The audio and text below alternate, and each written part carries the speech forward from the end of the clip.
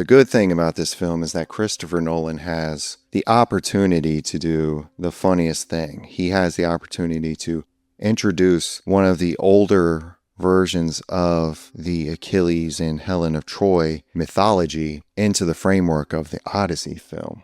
And at the end of the movie, it should be like a celebration, sort of like in Star Wars, how when they're showing different planets and they're all celebrating the fall of the Empire. So you might have Naboo, you're going to show Matt Damon and Anne Hathaway celebrating next to C-3PO. Then we'll go to the White Islands.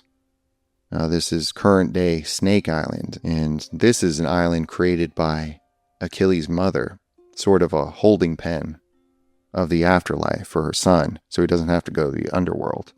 So we have Elliot Page staring off into the sunset with a smirk, but kind of a sad longing. And then, because his mother, Thetis, is a sea nymph, a transitional figure, someone who escorts people across these thresholds of life, so from maidenhood to marriage, she's escorting Helen of Troy, Lupita, to marriage and the afterlife on this island with her son Achilles. The great warrior, the great 5'2" warrior Achilles is going to get married to the Queen of Sparta, the Black Queen of Sparta. Now, who is going to fulfill this important role? Who has the gravitas to play the mother of the greatest warrior? Well, I think it has to be none other than Dwayne "The Rock" Johnson, playing Thetis, the mother of Achilles, the most famous of the Nereids, the most electrifying sea nymph in sports entertainment or ancient Greek myth. Again, these are escorts, and Helen is transported across the sea by Thetis to White Island, where she's married to Achilles in this special afterlife they have together. And The Rock's like, Achilles, my son, no, I thought you were just a Rudy Poo jabroni. I can't do The Rock's voice. Let's just do Obama. Achilles? Nope. You're on this island. You're gonna marry Lupita Nyong'o. You're gonna marry the most beautiful woman in the world, and you're going to quell the ghosts that were stirred up by the war in Troy. That's the end of the myth.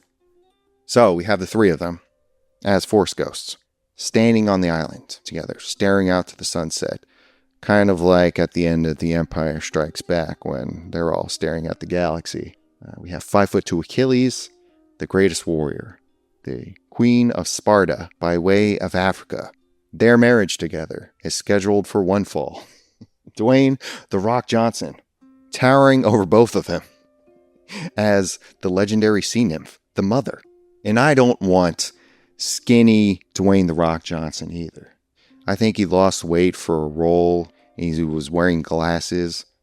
Skinny Rock with glasses looks like Michel Foucault, the French philosopher. No, I want 290, 300-pound beast mode Rocky Maivia, or the people's fucking champion, brother. We gotta subvert the expectation of what the audience has for Thetis, if they have any. You thought it was gonna be an elderly white woman like in Troy? No, it's the people's champion, bitch.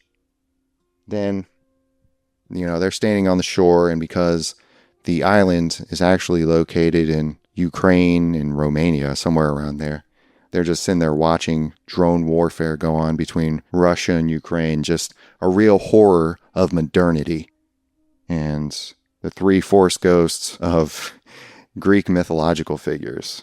And maybe the fourth person to join them is Hayden Christensen, reprising his role as Anakin Skywalker, just to round things out and really tie everything into a neat little bow. And you know what, folks? That's the Odyssey.